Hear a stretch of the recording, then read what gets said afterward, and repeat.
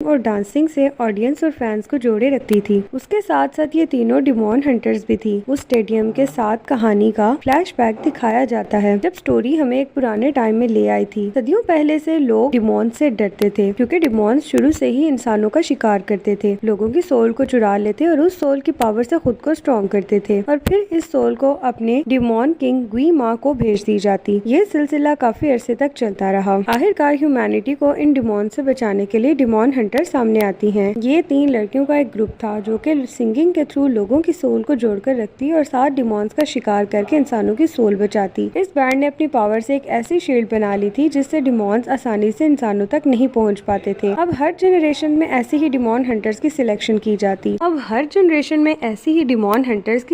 की जाती। ये बैंड हमेशा अपने फैंस पर फोकस रखता है और उन्हें पुरजोश रखता है, जिससे प्रोटेक्टिव शील्ड मजबूत रहती। ये सब बातें एक औरत अपने सामने मौजूद 3 लड़कियों को बता रही थी। इस औरत का नाम सेलिना है। सेलिना खुद भी पहले एक डिमॉन हंटर थी, लेकिन अब चूंकि उसकी उम्र ज्यादा हो गई थी तो उस नई जनरेशन में सेलिना ने अपने सामने मौजूद 3 लड़कियों को चुना था। इन तीनों की बेसिक ट्रेनिंग यहाँ सेलिना ही कर रही थी। इन गर्ल्स का म्यूजिक बैंड था जिसका नाम हंटर्स एक्स रखा था। इस बैंड की फर्स्ट मेंबर मीरा, जो कि बैंड में जबरदस्त डांसर है। मीरा के फैंस उसे सबसे अलग और खूबसूरत मानते हैं। मेट गाला में सिर्फ वही स्लीपिंग बैग पहनकर लोगों को चौंका सकती थी। दूसरे नंबर पर आते हैं जोई के फैंस, जो जोई के बारे में बताते हैं कि वो सबसे छोटी और क्यूट है। जोई एक रैपर है जो अमेरिका में पली बड़ी है और गाने लिखती है, लेकिन जब वो रैप करती है तो स्टेज पर एक खूनखार शेरनी की तरह दहाड़ती है। बैंड की इस छोटी रैपर के सब बेहद दीवाने हैं। अब बारी आती है रूमी की, जो कि पॉप स्टार्स के खानदान से थी। रूमी की मदर भी एक पॉपुलर बैंड से बिलोंग करती थी, लेकिन रूमी अभी बहुत छोटी थी जब रूमी की मदर गुजर गई। सेलिना ने उसे पाला और बैंड बनाने में उसकी हेल्प की। रूमी की आवाज इतनी पावरफुल है कि वो किसी को भी रुला सकती है। ये बैंड पूरे कोरिया में बेहद पॉपुलर है। अब कहानी वहीं से स्टार्ट होती है जब कंसर्ट में ऑडियंस पूरे जोश में थी और हंटर एक्स की एंट्री का बेसब्री से इंतजार कर रही थी। हंटर एक्स का मैनेजर अपनी सब अरेंजमेंट से फारिग होकर अब बैक स्टेज पर था। बॉबी अपने फोन पर हंटर एक्स की लोकेशन देखने लगता है। बॉबी को पता चलता है कि हंटर एक्स का प्लेन कंसर्ट से ऑपोजिट साइड पर दूर जा रहा है। बॉबी उन्हें कॉल करता है। दूसरी तरफ हंटर गर्ल्स को दिखाया जाता है जो अपने एरोप्लेन में बैठी खाना खा रही थी। हमेशा से वो अपने कंसर्ट से पहले बहुत ही चिल करती, बहुत ज्यादा खाना खाती, जिससे उनकी एनर्जी नेक्स्ट लेवल पर पहुंच जाती। अब भी वो तीनों नूडल्स खा रही थी जब उन्हें बॉबी की कॉल आती है। बॉबी उनसे पूछता है कि पब्लिक अपने पूरे जोश में है, लेकिन तुम लोग अभी तक यहाँ नहीं पहुँची। तब वो तीनों विंडो से बाहर देखती हैं, जहाँ इनका जहाज स्टेडियम से दूर जा रहा था। हंटर गर्ल्स को पहले ही जहाज का स्टाफ अजीब बिहेव करता दिखाई दे रहा था और अब उन्हें यकीन आ गया कि ये सब स्टाफ ही डिमॉन्स हैं। हंटर गर्ल्स को निहायत गुस्सा आता है कि जब भी हम चिल कर रहे होते हैं तो तुम लोग टपक पड़ते हो। अब कैप्टन में सब स्टाफ अपने असली हुलिये में आ गए। डिमॉन्स इन गर्ल्स पर अटैक करते हैं। हंटर गर्ल्स भी एक्टिव हो गई, अपने हथियार निकाल लिए और 7 सॉन्ग्स गाने लगी। अपनी पावर्स की हेल्प से वो सब डिमॉन्स को हरा देती हैं, लेकिन इनकी फाइट में जहाज मुकम्मल तौर पर तबाह हो जाता है। हंटर गर्ल्स अपने साइड पर रखे नूडल्स खत्म करके हवा में जंप करती हैं। इस लॉन्ग जंप से उनकी एंट्री होती है डायरा कंसर्ट के स्टेज पर। इधर हंटर गर्ल्स को स्टेज पर देखकर उनके फैंस बेहद खुश थे और वो खूब चिल्ला रहे थे। हंटर गर्ल्स अपना शो स्टार्ट करती हैं। कुछ डिमॉन्स जो कि जहाज से भागकर यहाँ आ गए थे, हंटर गर्ल्स उन्हें भी खत्म कर देती हैं। शो बेहद शानदार था। अपनी परफॉर्मेंस के दौरान ये देखी है कि हॉर्मोन शील्ड के कुछ पार्ट सुनहरी चमक रहे हैं। अच्छी परफॉर्मेंस की वजह से शील्ड और ज्यादा मजबूत हो गई थी, जिसकी वजह से डिमॉन्स की इस दुनिया में एंट्री नहीं हो सकती थी। अब अंडरवर्ल्ड डिमॉन्स का इलाका दिखाया जाता है जहाँ डिमॉन्स एक जगह इकट्ठे थे और बहुत खौफजदा दिखाई दे रहे थे। एक डिमॉन जो कि हंटर गर्ल से बचकर वापस आया था, वो अपने किंग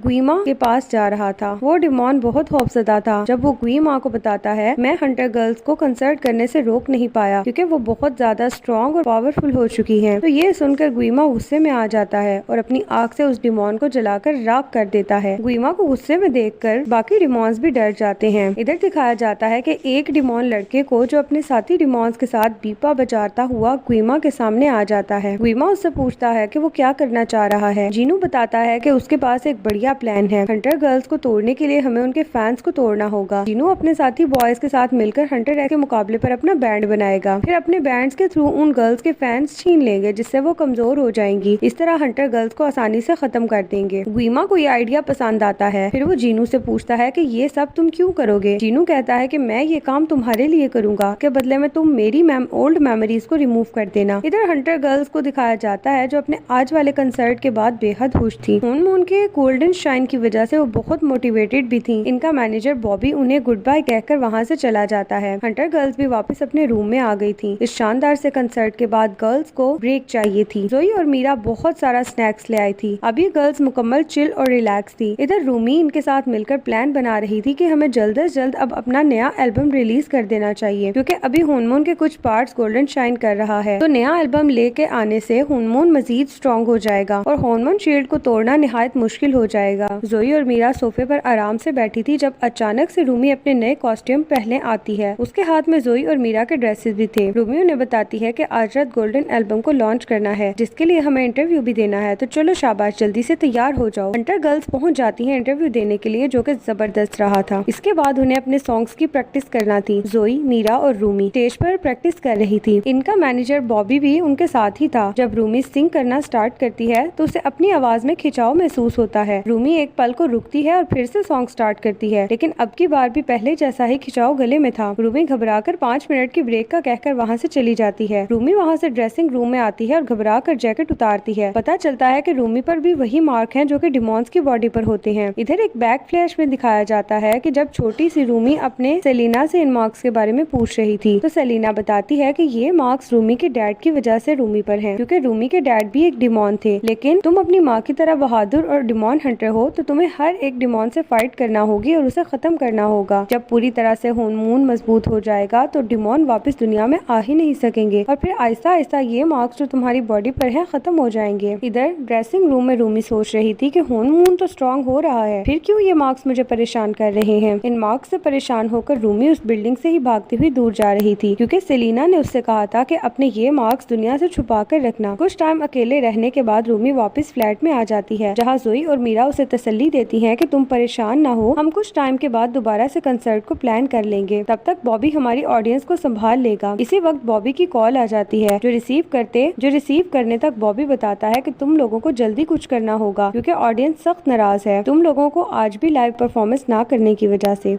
रूमी परेशान सी जोई और मीरा को बताती है कि अब हम दोबारा से शो नहीं कर पाएंगे क्योंकि मेरी आवाज ठीक नहीं। तब मीरा और जोई कहती हैं कि कोई बात नहीं, हम आइडल अवार्ड इस साल छोड़ देंगे। ये सुनकर रूमी को बुरा लगता है और वो कहती है कि हम आइडल अवार्ड कैसे छोड़ सकते हैं, इस टाइम पर ही हॉर्मोन शील्ड के मजबूत होने का बेस्ट चांस है, तो हम आइडल अवार्ड बिल्कुल भी नहीं स्किप कर सकते, क्योंकि आइडल अवार्ड अब से 2 हफ्ते बाद है। तो हमारा फोकस रूमी की आवाज ठीक करने में होगा और रूमी की आवाज को ठीक करने के लिए जोई के पास 57 आइडियाज थे। जोई अपने पहले आइडिया पर काम करती है और उन्हें हकीम डॉक्टर के पास ले आती है, जो कि रूमी को अपनी बनाई हुई मेडिसिन देता है। हालांकि रूमी को इस डॉक्टर पर जरा भी ट्रस्ट नहीं था, क्योंकि उसने रूमी का अजीबोगरीब सा एनालिसिस भी किया था। बहरहाल वो तीनों इस क्लिनिक से बाहर निकल आती हैं। इस गली के बाहर वो हैंडसम बॉयज के ग्रुप से टकराती हैं। पहले तो इन्हें देखकर वो काफी इम्प्रेस थी, लेकिन जब एक लड़का रूमी को रूड एटीट्यूड दिखाता है, वो तीनों इनसे चिढ़ जाती हैं और वहाँ से जाने लगती हैं। लेकिन कुछ आगे जाकर वो देखती हैं कि वही बॉयज का ग्रुप डांस कर रहा है और बहुत अच्छा गाना गा रहा है। सभी लोग रुक रुक कर उन्हें देख रहे हैं। तभी लड़कियों को एहसास होता है कि ये 5 लड़के तो डिमॉन्स हैं। ये देखकर मीरा उन्हें खत्म करने आगे बढ़ने लगती है कि रूमी उसे रोकती है कि ये पब्लिक प्लेस है, तो इस जगह ये सब करना ठीक नहीं, हमें वेट करना होगा। अगर हमने इस जगह पर इनसे फाइट की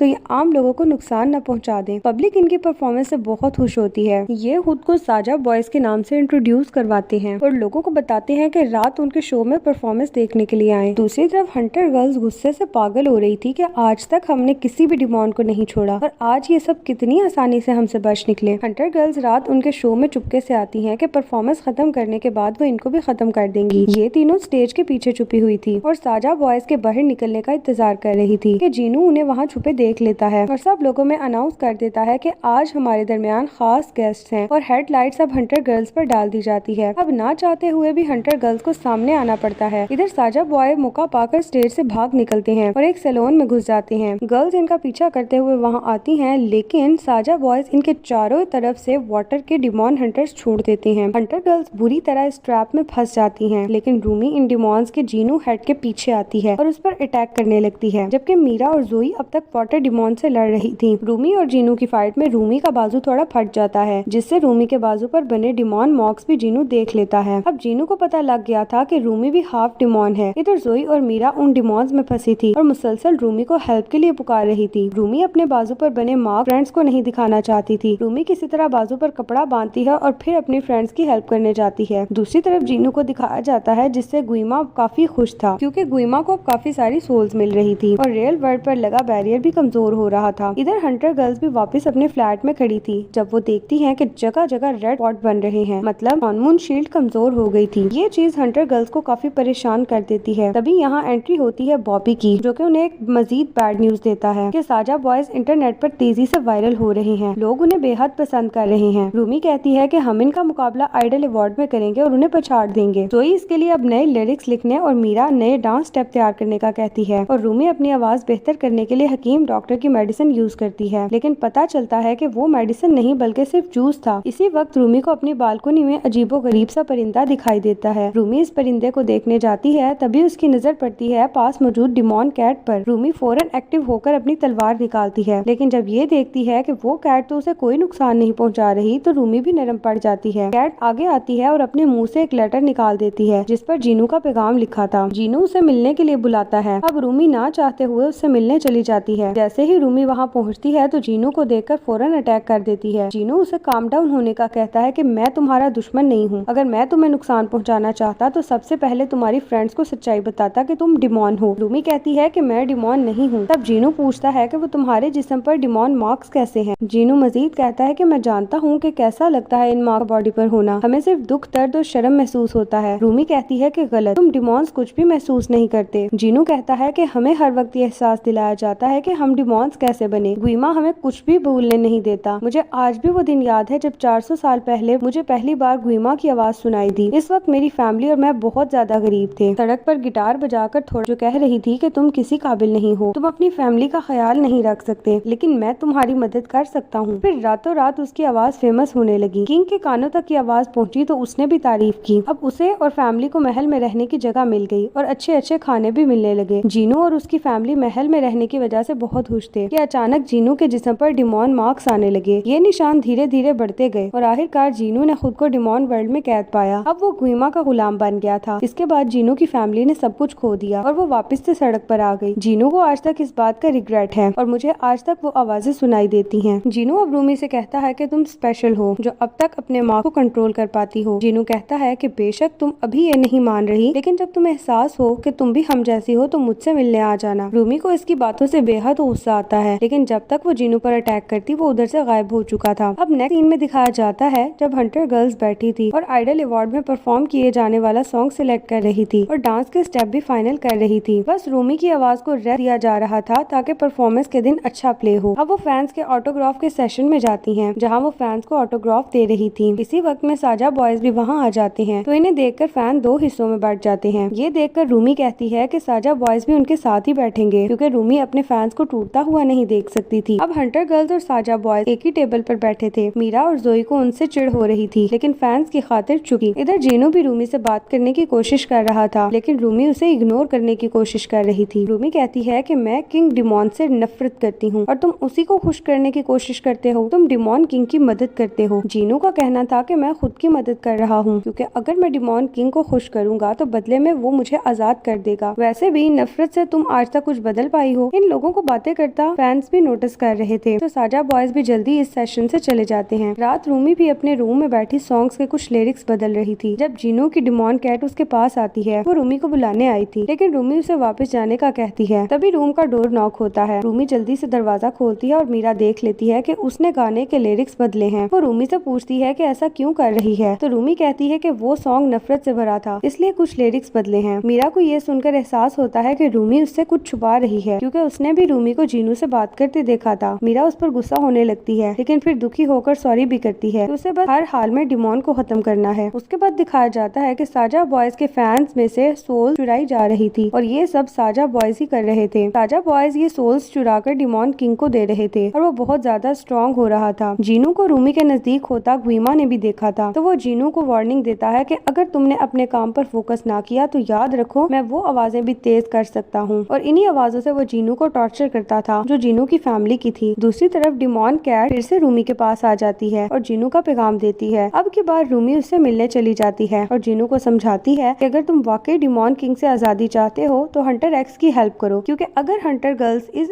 आइडल अवार्ड को जीतेंगी तभी हॉर्मोन शील्ड मजबूत होगी और डिमॉन किंग फिर कभी इस दुनिया में नहीं आ सकेगा। जीनू उसकी बात मान जाता है और कहता है कि आइडल अवार्ड से अपना बैंड निकाल ले। दिखाया जाता है कि जब हंटर गर्ल्स अपने डांस स्टेप्स की प्रैक्टिस कर रही थी तब रूमी उन्हें बताती है कि मैंने सॉन्ग्स के लिरिक्स बदल दिए हैं क्योंकि पुराने गाने में कोई जान नहीं थी और वो सॉन्ग नफरत से भरा था। ये सुनकर मीरा उस पर गुस्सा होने लगती है कि पहले ये सॉन्ग तुमने ही फाइनल किया था और अब तुम ही इसे बदल रही हो। ऐसा क्या है जो तुमने हमसे छुपाया है? तुम मुझे पहली वाली रूमी नहीं लग रही। इससे पहले रूमी को जवाब देती कि डिमॉन्स की बहुत बड़ी तादाद उन पर अटैक कर देती है। चूँकि हॉर्मोन शील्ड बहुत ज्यादा कमजोर हो गई थी तो अब ज्यादा तादाद में डिमॉन्स इस वर्ल्ड में एंटर कर जाते हैं। इस वक्त भी तीनों लड़कियां मुसलसल इन डिमॉन्स को खत्म करने में मसरूफ थी, लेकिन अब हंटर गर्ल्स परेशान थी कि अगर रूमी की आवाज ठीक ना हुई तो सब खत्म हो जाएगा क्योंकि हॉर्मोन शील्ड पहले ही कमजोर हो रही है। आखिरकार दिन आ गया था आइडल अवार्ड्स का। हंटर गर्ल्स की परफॉर्मेंस स्टेज पर बहुत शानदार थी। तीनों का बॉन्ड और कारकर्दगी जबरदस्त थी। रूमी परफॉर्मेंस को वाइंड अप कर रही थी जब मीरा और जोई देखती हैं कि इनके मैनेजर बॉबी को डिमॉन्स उठाकर लेकर जा रहे हैं। जोई और मीरा उसे बचाने के लिए भागती हैं, लेकिन जैसे ही बॉबी के पास पहुंचती हैं तो पता चलता है कि वो सब तो डिमॉन्स हैं और भेस बदलकर इन दोनों को ट्रैप कर रहे थे। जैसे ही रूमी अब स्टेज पर अकेली थी तो कुछ डिमॉन्स वहां आकर रूमी का ड्रेस फाड़ देते हैं, जिससे रूमी के वो छुपे हुए डिमॉन मार्क्स सबके सामने जाहिर हो जाते हैं। ये देखकर हर कोई शॉक था। जोई और मीरा भी जब मार्क्स देखती हैं तो इन अपने वेपन्स निकाल लेती हैं। अब वो रूमी को अपना दुश्मन समझ रही थी। रूमी उन्हें कहती है कि प्लीज तुम लोग मुझसे दूर ना जाओ, मैं सब समझाती हूँ, लेकिन वो कुछ भी सुनने को तैयार नहीं थी। रूमी अब भागते हुए स्टेज से उतरती है और जीनू को ढूंढते हुए आवाजें देने लगती है। जीनू जब उसे नजर आता है तो वो अपने डिमॉन वाले रूप में ही था। इधर जीनू की असलियत पता चलती है कि वो जीनू ही था जिसने स्टेज पर कर रहा था। अब दिखाया जाता है कि हंटर एक बैंड टूट गया था और इसी वजह से आइडल अवार्ड कैंसिल कर दिए गए, जिसके बाद सिर्फ साजा बॉयज ने ही स्टेज पर अपनी परफॉर्मेंस दिखानी थी। इस अनाउंसमेंट के बाद लोग तेजी से स्टेडियम की तरफ बढ़ रहे थे। ग्वामी ने सब लोगों को हिप्नोटाइज कर रखा था। जोई और मीरा के कानों में भी गुइमा की आवाजें गूंज रही थी। गुइमा इनके दिलों में एक दूसरे के लिए नफरत डाल रहा था। अब स्टेज पर जैसे ही साजा बॉयज की परफॉर्मेंस स्टार्ट होती है वो जगह डिमॉन से भरने लगती है। गुइमा इन सब की सोल्स खींचने लगता है। दूसरी तरफ सेलिना और रूमी को दिखाया जाता है। रूमी उससे नाराज थी कि जब मैं पैदा हुई उस वक्त ही मुझे खत्म कर देती क्योंकि मैं एक डिमॉन हूँ और मैं कुछ भी ठीक नहीं कर पाई। सेलिना उसे डांटती है कि ऐसा नहीं है, तुम अब भी सब कुछ ठीक कर सकती हो, बस अपने मार्क्स छुपाओ क्योंकि हमें अपनी कमजोरियों को छुपाना होता है। रूमी फिर से गुस्सा होती है कि आप मुझे ऐसे ही क्यों नहीं कबूल करती, मुझे इस हुलिये में ही प्यार करें। रूमी का कहना था कि अगर मुझे ऐसे ही खुद को छुपा कर हॉर्मोन शील्ड को बचाना है तो खुश हो जाएं, मैंने सब बर्बाद कर दिया। रूमी इसके बाद वापस स्टेज पर आती है। इसे देखकर गुइमा कहता है कि हॉर्मोन शील्ड टूट चुकी है, अब तुम यहाँ क्या करने आई हो? रूमी कहती है कि क्या हुआ अगर पहली शील्ड टूट गई, मैं एक नई शील्ड बनाऊंगी। रूमी अब एक सॉन्ग गाना शुरू कर देती है, लेकिन ऐसा सॉन्ग जिसमें रूमी के मार्क्स अब ब्लू शाइन करने लगते हैं। जोई और मीरा की आंखें खुल जाती हैं तो वो भी रूमी की तरफ बढ़ने लगती हैं और साथ ही रास्ते में आने वाले हर डिमॉन को खत्म करने लगती हैं। स्टेज के पास लोगों की सोल्स भी वापस आने लगती हैं और वो ठीक होने लगते हैं। तीनों गर्ल्स गुस्से से अब डिमॉन्स पर वार कर रही थी। इनकी आपस में नाराजगी भी खत्म हो गई थी। गुइमा ये देखकर खुद तेजी से रूमी को मारने आता है, लेकिन यहाँ जीनू इसके सामने आकर रूमी की जान बचा लेता है और यहाँ वो रूमी से माफी मांगता है कि मैं अपने किए पर शर्मिंदा हूँ। इसके साथ जीनू खत्म हो जाता है। अब रूमी, मीरा और जोई तीनों मिलकर गुइमा पर अटैक करती हैं। ये अटैक इस कदर जोरदार था कि पहले ही वार में गुइमा और सब डिमॉन्स इस दुनिया से खत्म हो जाते हैं। अब सब लोग आजाद और पावरफुल हो गए थे। इन सब की सपोर्ट हंटर गर्ल्स के साथ थी। इसके साथ के पॉप डिमॉन हंटर का एंड हो जाता है। इस मूवी में रूमी को दिखाया गया था जो कि अपनी कई खामियों के होते हुए उनसे लड़ती है। अपनी कमजोरियों से लड़ने के बाद ही फेम और लोगों का प्यार हासिल कर पाती है। गाइस, इस मूवी को क्या रेटिंग देंगे जो अभी हाल ही में रिलीज हुई है? वीडियो को ज्यादा से ज्यादा लाइक और शेयर करें और सब्सक्राइब लाजमी करें। मिलेंगे एक नई स्टोरी के साथ, तब तक के लिए टेक केयर, बाय बाय।